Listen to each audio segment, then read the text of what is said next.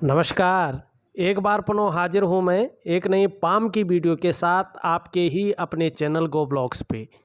दोस्तों, एक मेल हथेली हमारे सामने है, आपके सामने है।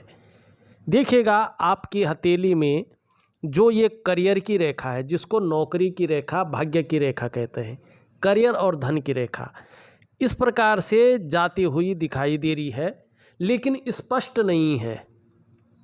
मनी साफ सुथरी स्पष्ट नहीं दिखाई दे रही, सुंदर नहीं दिखाई दे रही है। ज़्यादातर आभास हो रहा है कि रेखा उदयमान स्थिति में है और वर्तमान में इस रेखा को इस प्रकार से नाड़ी की रेखाएं काट रही हैं।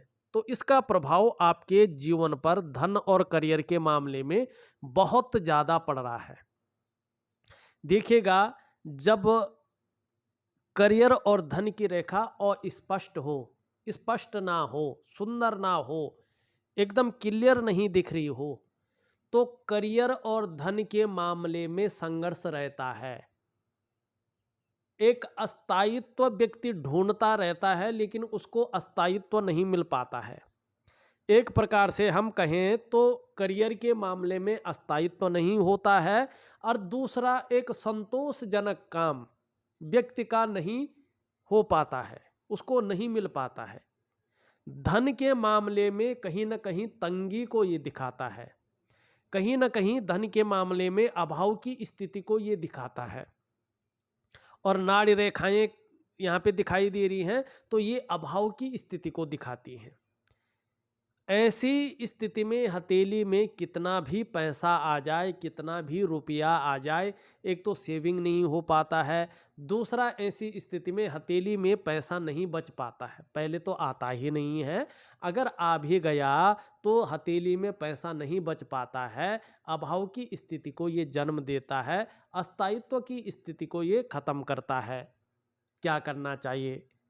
देखिएगा, करियर और धन की रेखा के लिए माँ लक्ष्मी का उपाय करना चाहिए और ये उपाय मैं आपको विधिवत तरीके से आपके व्हाट्सएप नंबर पर भेज रहा हूँ। ये रात्रि का उपाय है और ये पूजा से संबंधित उपाय है, ये कोई क्रिया नहीं है। जैसे होती है ना, मैं कुछ लोगों को सूर्य क्रिया देता हूँ, कुछ लोगों को योग ध्यान क्रिया देखता हूँ, कुछ लोगों को प्राकृतिक क्रियाएं देता हूँ। इसमें ये क्रियाएं काम नहीं करती हैं। इसके लिए महालक्ष्मी का एक उपाय होता है, उसको विधिवत तरीके से करने से निश्चित ही चीज़ों में निखार आता है और चीज़ें बेहतर होती हैं। नाड़ी रेखाओं का भी अपना महत्व होता है और ये जब करियर और धन की रेखा पे आघात करती हैं तो कहीं ना कहीं सभी चीज़ों में व्यक्ति को बिखराव की स्थिति में खड़ी करती हैं। तो इनका भी एक प्राकृतिक उपाय होता है, ये जरूर मैं आपको दूंगा। अब यहाँ पे चीज़ें देखने की कोशिश करें कि क्या है, ठीक है ना। अब ये निकल रही है यहाँ से इस प्रकार से, चंद्रमा का इस पे प्रभाव पड़ रहा है और शनि का इस पे प्रभाव पड़ रहा है। आने वाले समय में देखिएगा, इसका प्रभाव तीन समय पर आपके जीवन में पड़ेगा। थोड़ा सा प्रभाव इसका आंशिक रूप से जो पड़ेगा वो आपका 35वें वर्ष, 38वें वर्ष अच्छा खासा प्रभाव पड़ना शुरू हो जाएगा। कहीं ना कहीं आपको रास्ता दिखना शुरू हो जाएगा। जीवन काल के 41वें वर्ष से बहुत अच्छी उन्नति करने आप बैठ जाएंगे। जीवन में धन की जो कमी है वो कमी आपके जीवन में नहीं रहेगी। करियर में जो अभाव का मामला है वो करियर अस्थायित्व की तरफ चला जाएगा और धीरे धीरे अगर आप देखेंगे, आपको वाहन का सुख मिलेगा, आपको अपने घर का सुख मिलेगा, आपको अपने जो है व्यापार का सुख भी मिलेगा। नौकरी भी करेंगे, इस प्रकार की नौकरी आपकी होगी कि उसमें भी कहीं ना कहीं व्यापारिक लाभ आपको मिलेगा। वाहन का सुख मन मुताबिक होगा। घर का सुख भी 42 से 45वें वर्ष के बीच में बहुत सुंदर योग आपके बन रहे हैं। तो आपको जो है 3 सुखों से ये ओतप्रोत करेगी, 3 सुखों को ये देगी, जीवन में अस्थायित्व देगी, खुशियां देगी। अब यहाँ पे देखिए, अंगूठे में जो चिन्ह बन रहे हैं ये भी फलित होती हुई दिखाई दे रही हैं। आपके जो है कहीं ना कहीं 42वें वर्ष से। ये कह रहे हैं कि 42वें वर्ष में निश्चित तौर पे जीवन में आपको अच्छी खासी तरक्की मिलनी शुरू हो जाएगी। अचानक तरक्की को ये दिखा रही हैं। धन, प्रतिष्ठा, मान सम्मान सभी चीज़ों में ये तरक्की को दिखा रही हैं। जो अत्यंत श्रेष्ठ समय है आपका, वो 40वें वर्ष के बाद शुरू हो रहा है। हाँ, 35वें वर्ष में, 38वें वर्ष में भी आपका स्वर्णिम समय यहाँ पे दिखाई दे रहा है। निर्धनता आपके समीप नहीं रहेगी। गरीबता क्या होती है, ये बीते हुए कल की बात होगी निश्चित तौर पे।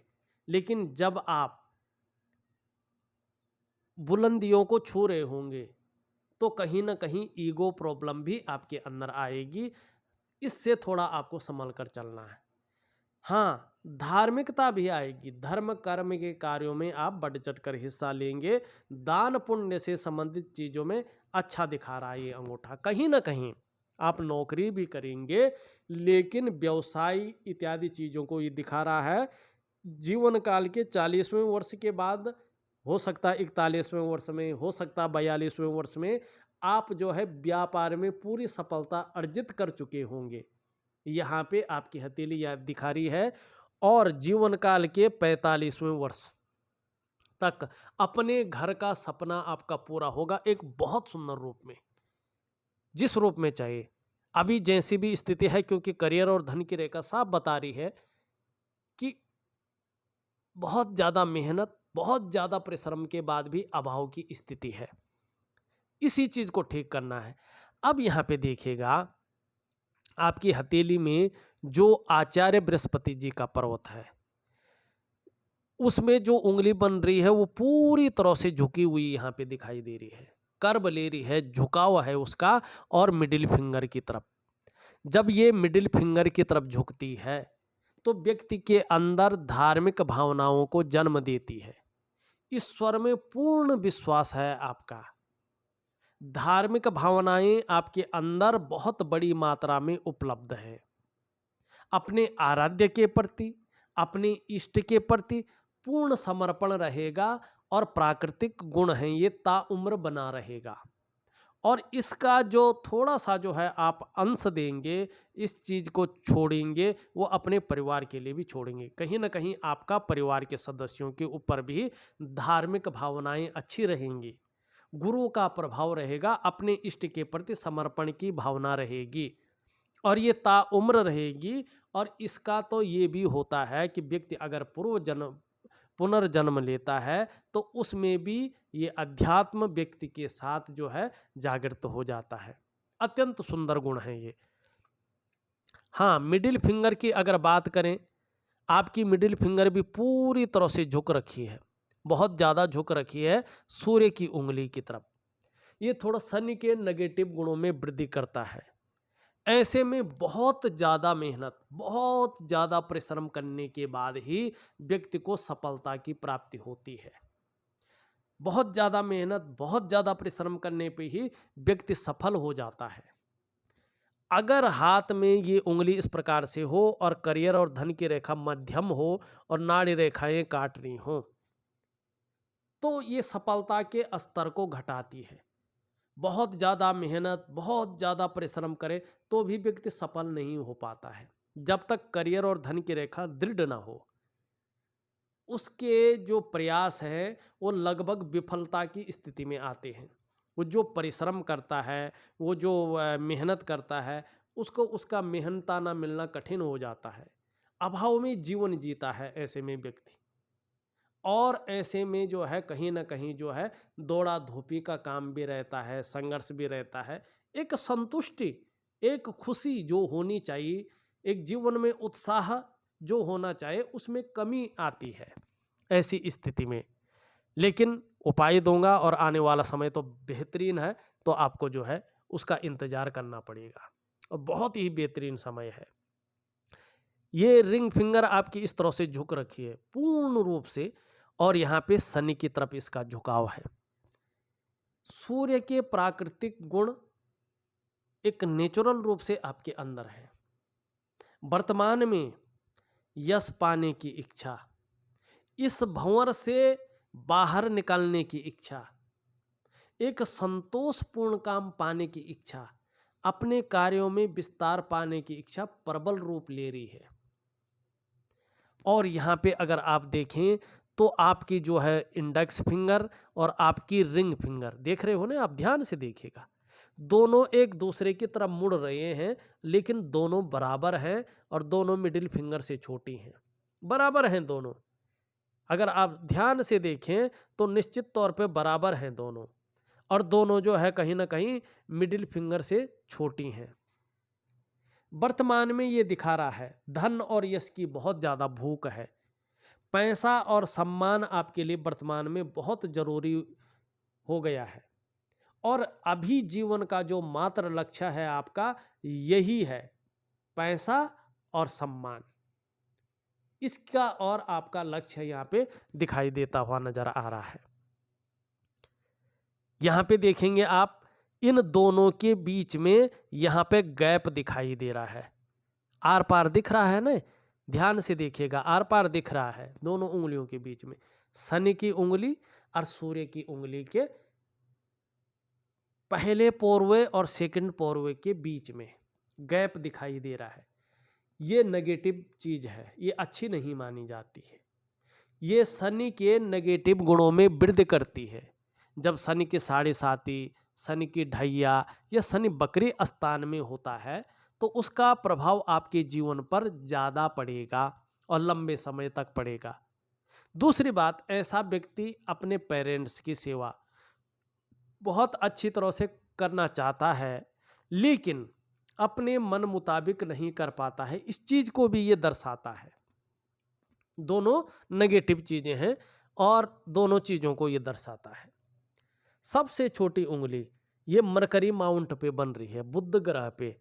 इसको जो है लिटिल फिंगर कहते हैं अंग्रेजी में, और कनिष्ठा कहते हैं इसको संस्कृत और हिंदी में। ये इस प्रकार से झुकी हुई है, ये भी झुक रखी है। किस तरफ झुक रखी है? आपकी रिंग फिंगर की तरफ, ठीक है ना। इसका झुकाव बताता है कि व्यक्ति के अंदर धन कमाने की ललक है, और अच्छी बात है, होनी चाहिए। लेकिन देखेंगे ध्यान से तो इसके पहले पोरवे तक ये नहीं पहुंच पा रहा है। धन कमाने की ललक तो है, लेकिन मनी मैनेजमेंट में कमी है, कागजों के रखरखाव में कमी को दर्शा रही है, अकाउंटेबिलिटी में कहीं ना कहीं कमी को दर्शा रही है, और अपने को व्यक्त करने की जो क्षमता होनी चाहिए थी, उस क्षमता में, उस कम्युनिकेशन स्किल्स में थोड़ी सी कमी भी है। क्या करना चाहिए? सबसे पहले आपको जो है ये चीज़, नाखून यहाँ तक बढ़ाना चाहिए, कोई शर्म वाली बात नहीं है। इसका वैज्ञानिक प्रभाव जीवन पर पड़ता है। साफ सुथरा रखें नाखून और बढ़ा दीजिएगा तो इसका वैज्ञानिक प्रभाव आपके जीवन पर पड़ेगा, ये निश्चित है। अब वर्तमान में थोड़ी सी चीजें देखिए। आपकी जो इंडेक्स फिंगर है वो पूरी तरह से झुक रखी है शनि की तरफ। आपकी सूर्य की उंगली है पूरी तरह से झुक रखी है शनि की तरफ। आपकी जो लिटिल फिंगर है वो पूरी तरह से झुक रखी है शनि की तरफ। मानी सभी उंगलियों का जो झुकाव है यहाँ पे वो शनि की तरफ दिखाई दे रहा है। ये नेगेटिव अवस्था होती है प्राकृतिक रूप से। ऐसे में कई बार व्यक्ति दुखी सा हो जाता है, या जीवन में सब कुछ होते हुए भी खुशियों में ऐसे में कमी आती है। तो इसके लिए क्या करना चाहिए? इसके लिए शनि का उपाय करना चाहिए व्यक्ति को, कहीं ना कहीं भाग्य स्थान का उपाय करना चाहिए। अगर जब भाग्य साथ देगा तो यकीन मानिएगा जीवन में जो आपके कर्म है, जो आपकी मेहनत है, वो रंग लाती है। न तो पूरे भाग्य के भरोसे व्यक्ति को बैठना चाहिए, और न तो ऐसा होना चाहिए कि भाग्य कुछ नहीं है। देखिएगा व्यक्ति को जो भी मिलता है भाग्य से ज़्यादा नहीं मिलता है, और समय से पहले नहीं मिलता है। ये एक्यूरेट कहावत है, और ये वास्तव में फलीभूत होती है। अब चलते हैं, आपके अंगूठे के बारे में हमने बता दिया है, उंगलियों के बारे में बता दिया है, करियर और धन की रेखा के बारे में हमने बता दिया है।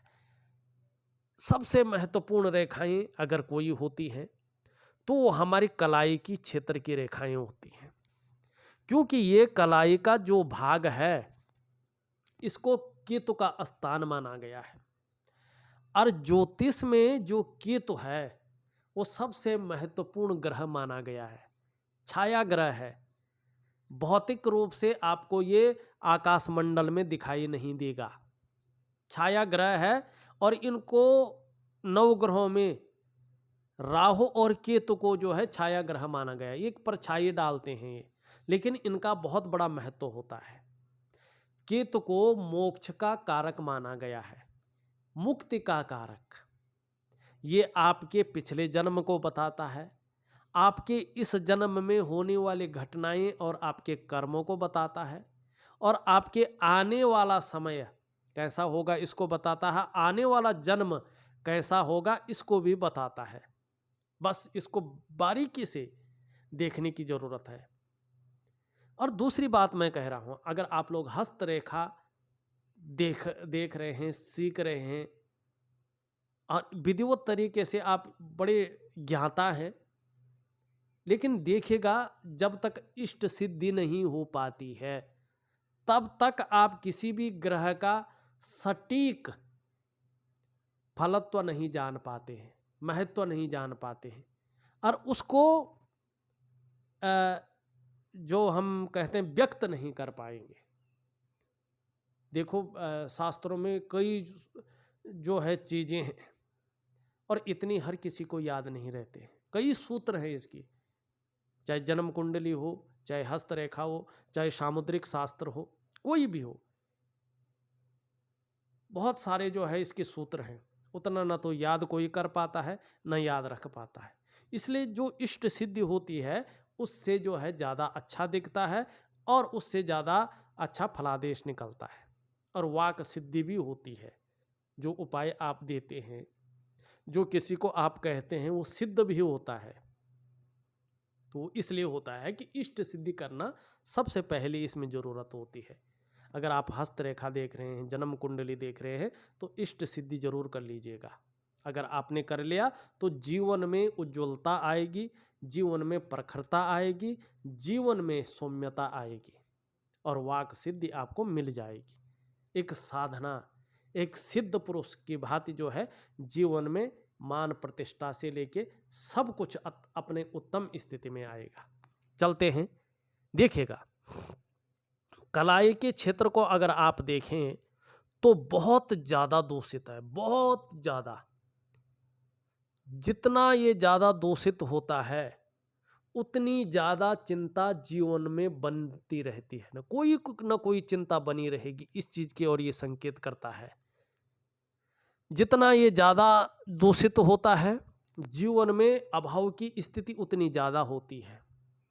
जितना ज़्यादा ये दूषित होता है जीवन में संघर्ष उतनी ज़्यादा दस्तक देता है।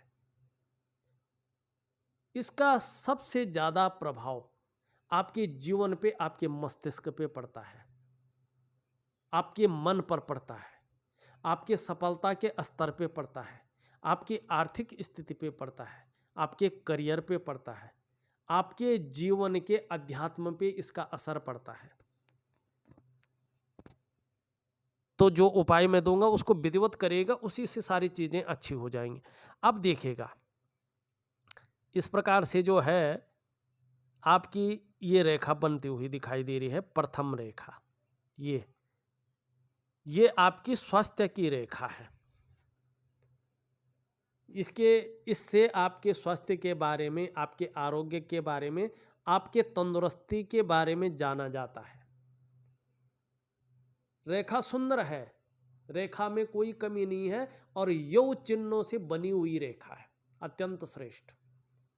लेकिन अभी बहुत सारी रेखाएं काट रही हैं, तो स्वास्थ्य के मामले में बहुत बड़ी कठिनाई तो नहीं होगी, बहुत बड़ी चीज़ें तो नहीं उभरेंगी, लेकिन कहीं ना कहीं मानसिक स्वास्थ्य पे प्रभाव बना रहेगा। और कभी कभी जो है जो वायरल वाली चीज़ें हैं या जो मौसमी चीज़ें हैं उनसे बच के रहना पड़ेगा। बहुत बड़ी चीज़ की ओर नहीं ले जा रहा है कि कोई कष्ट होगा या संकट का समय आएगा, ऐसा नहीं। अब ये दूसरी रेखा है, ये इस प्रकार से जो है जाती हुई दिखाई दे रही है। ये आपकी संपत्ति की रेखा है। ये रेखा करियर और धन की रेखा से संबंध रखती है। इसको ज़्यादा काट रहे हैं, और करियर और धन की रेखा भी अस्पष्ट है। इसका मतलब है अभी कुछ समय तक जीवन में धन के मामले में संघर्ष रहेगा, लेकिन आने वाले समय में उन संघर्षों से उभरकर हर सुख का भोग करेंगे, हर सुख को भोगेंगे और जीवन में एक निखार आएगा और धन के मामले में परेशान होने वाली बात नहीं रहेगी। भाग्योदय बहुत अच्छा है जीवन के 40वें वर्ष के बाद से, और जीवन का 45वां वर्ष अत्यंत श्रेष्ठ है। अब तीसरी रेखा भी है, ये रेखा भी आपकी जो है अच्छी बनती हुई यहाँ पे दिखाई दे रही है, अत्यंत श्रेष्ठ। लेकिन ये छोटी छोटी रेखाएं इसको भी काट रही। ये रेखा है सुख की रेखा। आने वाले समय में अभी चाहे कितना भी डल हो, कैसी भी स्थिति हो, नहीं कह सकते, लेकिन आने वाले समय में आपको अपने स्वास्थ्य, धन, ऐश्वर्य भोगने का भरपूर सुख मिलेगा। ये सुख की रेखा है। आपकी हथेली में केतु क्षेत्र पर, मणिबंध क्षेत्र पे 3 रेखा हैं, यौ अक्षरों से चिन्हित है। 3 रेखाओं होने का मतलब है पूर्व जन्म में आपने उच्च कर्म किए हैं और उन उच्च कर्मों की वजह से आने वाले समय में आपको अच्छा नॉलेज, अच्छी विद्या और जो है अच्छा धन प्राप्त होगा, और जीवन में जो कर्म करेंगे वो आगे के लिए सात्विकता प्रदान करेंगे, और भूमि, भवन, वाहन और व्यापार का आपको सुख मिलेगा। मिलना ही मिलना है, ये लिख करके रखा हुआ है। अब देखिएगा, यहां पे देखते हैं हम, हृदय की रेखा आपकी इस तरह से जारी है और ये आचार्य बृहस्पति से युक्ति बना रही है। ये आपके बारे में बता रही है कि आप ऐसे व्यक्ति हैं कि केवल अपने स्वार्थ या अपने परिवार के लिए, स्वार्थ के लिए नहीं सोचते हैं, बल्कि सबके लिए सोचने वाले व्यक्ति हैं आप। नॉलेज बहुत अच्छा है और अर्जन करने की शक्ति है, बुद्धिमान भी हैं, तेजस्वी भी हैं। प्रेम का मामला अगर देखा जाए तो जिसको भी प्रेम करते हैं अंतर्मन से प्रेम करते हैं। जो आपका साथ निभाएगा इस जीवन में, आप भी अंत तक उसका साथ निभाएंगे। हाँ, धीरे धीरे स्वाभिमान की भावना आपके अंदर बहुत ज़्यादा आएगी और उस स्वाभिमान में कभी कभी अभिमान का पुट भी आ जाएगा। दिक्कतें तो नहीं है, लेकिन आएगी ईगो प्रॉब्लम। निर्मल हृदय का व्यक्तित्व रहेगा, ये तो निश्चित है। नौकरी करेंगे तो आने वाले समय में जब करियर और धन की रेखा पुष्ट हो जाएगी, लगभग 40वें वर्ष के बाद या 40वें वर्ष से आपको बहुत बड़ी मात्रा में मान, पद, प्रतिष्ठा, बहुत बड़े ऊंचे पद की प्राप्ति हो सकती है, इसमें कोई शंका नहीं है। लेकिन फिर भी चाहे आप व्यापार करें, नौकरी करें, कोई और काम करें, आने वाले समय में एक श्रेष्ठ जीवन आप व्यतीत करेंगे। ये आपकी हथेली का ये योग बना रहा है। अब थोड़ा देखिएगा, एक रेखा यहां से स्पष्ट तरीके से इस पे मिल रहा है, ये विष्णु का सिंबल बना रहा है। आपके जो इष्ट देव हैं आपकी हथेली के अनुसार, आपके एलिमेंट्स के अनुसार, वो भगवान विष्णु हैं, श्री हरि हैं। जितना अपने श्री हरि आराध्य के प्रति समर्पण की भावना रहेगी, उतना ज़्यादा जीवन में निखार आएगा, उतना ज़्यादा जीवन में सौम्यता आएगी। आपका व्यक्तित्व, आपका सफलता का स्तर, आपका जीवन बहुत सुंदर स्थिति में आ जाएगा। तो आपको चाहिए अपने आराध्य के प्रति समर्पण की भावना रखना। यहाँ पे अगर हम देखते हैं मस्तिष्क की रेखा, आपकी मस्तिष्क की रेखा इस तरह से धीरे धीरे प्रगाढ़ हो रही है। ये बता रही है कि बौद्धिक स्तर में कोई कमी नहीं है, बौद्धिक स्तर आपका अत्यंत श्रेष्ठ है और सकारात्मक व्यक्तित्व, सकारात्मक सोच रखने वाला व्यक्तित्व भी आपके अंदर है।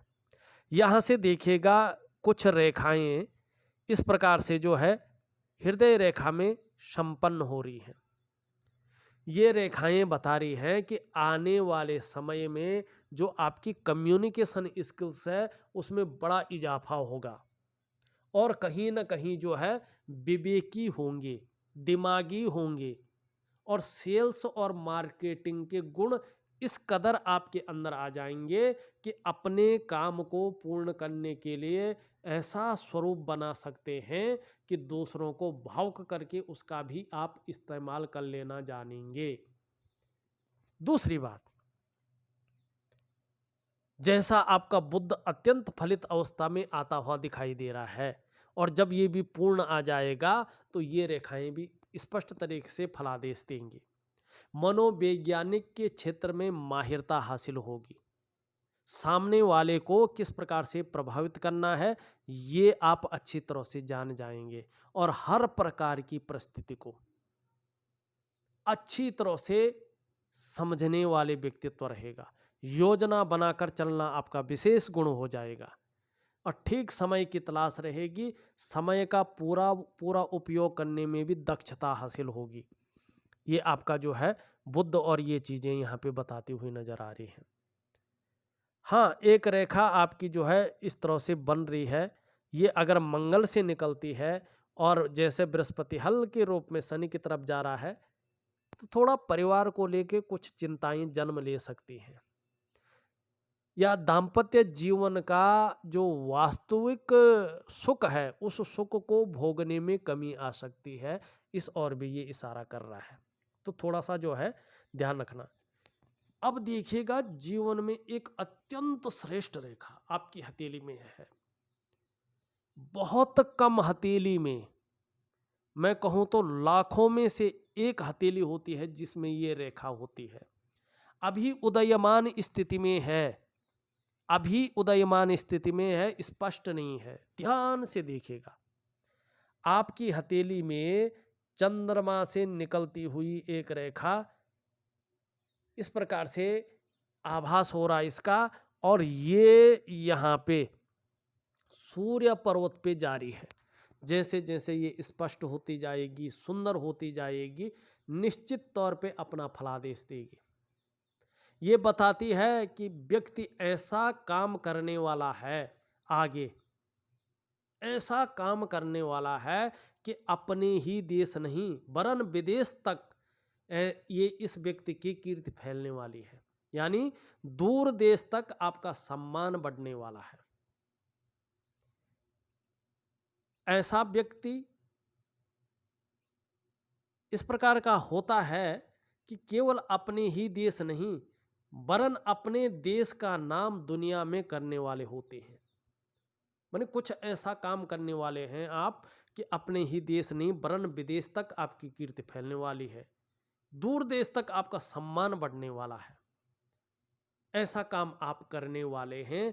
निश्चित तौर पे भाग्य आपको इस ओर ले जा रहा है, आपके कर्म इस ओर ले जा रहे हैं। और एक छोटी सी चीज और भी है, कुबेर रेखा भी आपकी हथेली में है, पूर्व पुण्य रेखा भी इसे कहते हैं। निम्न उच्च मंगल से इस प्रकार से जाती हुई ये दिखाई दे रही है, और ये भी जारी है तो ये भी सूर्य पे ही जारी है। मंगल भी ऊर्जा का कारक है, सूर्य भी ऊर्जा का कारक है।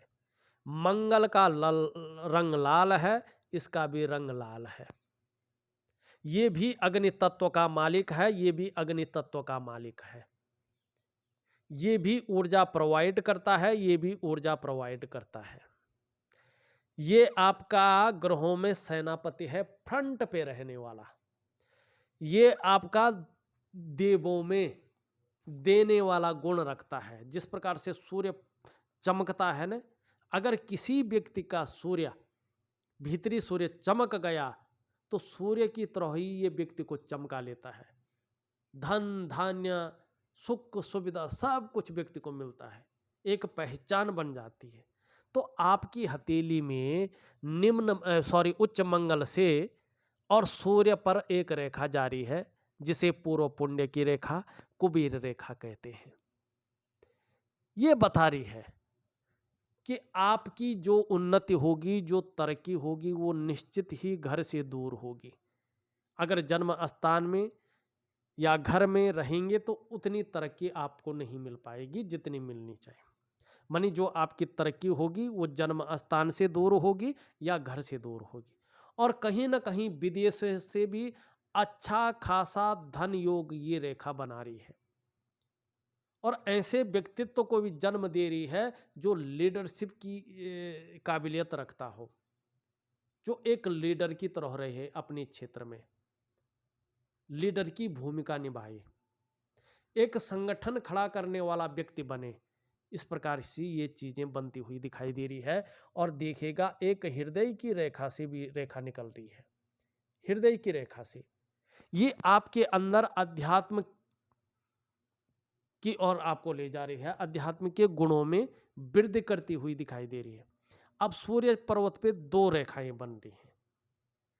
जब सूर्य की ऊर्जा इन रेखाओं पर पड़ेगा, ऊर्जा प्रोवाइड करेगा, तो ये संतान सुख व्यक्ति को देता है। चाहे बालिका हो बालक हो, लेकिन संतान का सुख मिलता है व्यक्ति को, यश मिलता है व्यक्ति को, और विपुल संपत्ति का लाभ व्यक्ति को प्राप्त होता है। ये रेखा कहती है, बहुत सुंदर रेखा है। अब यहां पे देखिएगा, जीवन की रेखा आपकी इस तरह से आती हुई पीछे की ओर जा रही है, निरंतर उन्नति का द्योतक है ये, और जीवन में परिवार के प्रति समर्पण की भावना को जन्म देती है ये रेखा। ये भी रेखाएं हैं और ये है शुक्र पर्वत पर। अपने कार्य के प्रति जुझारूपन है, जिस कार्य को हाथ में लेते हैं जब तक उसको पूरा नहीं करते छोड़ते नहीं है, ऐसे गुण ज़्यादा उभर रहे हैं। रेखा इस तरह से है, एक रेखा इस पे यूं आ रही है और केतु क्षेत्र पर एक निशान बना रहा है।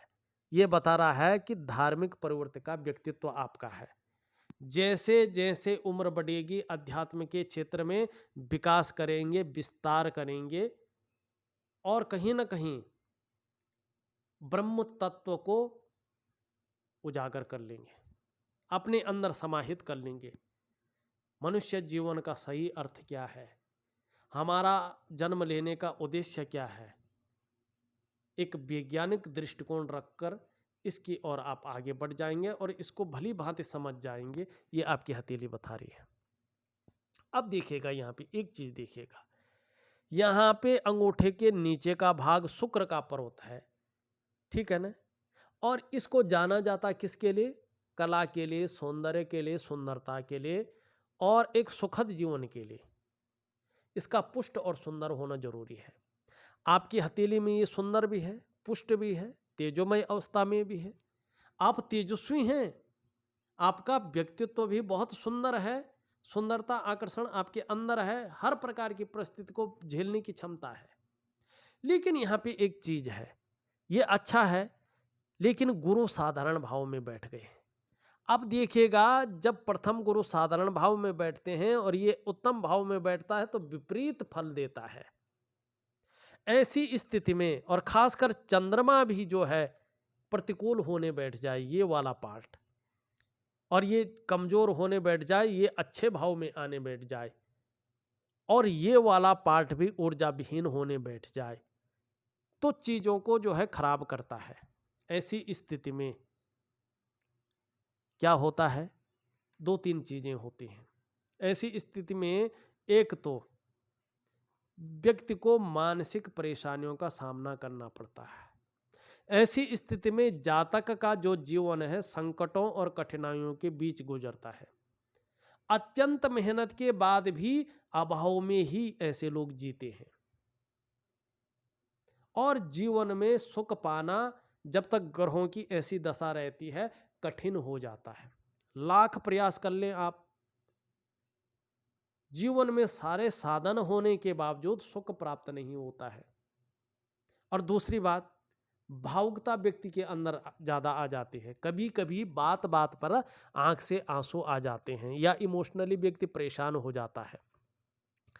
चंद्रमा इस प्रकार से हो तो मन अच्छा नहीं रहता है, और मन से सीधा जुड़ा हुआ होता है हमारा डाइजेस्टिव सिस्टम। इसलिए मन सही नहीं होगा तो निश्चित ही ज्यादा बढ़ने पर पेट की दिक्कतें आएंगी। चंद्रमा नेगेटिव होने बैठ जाए तो नींद आने में दिक्कतों का सामना व्यक्ति को करना पड़ता है, क्रिएटिविटी घटती है।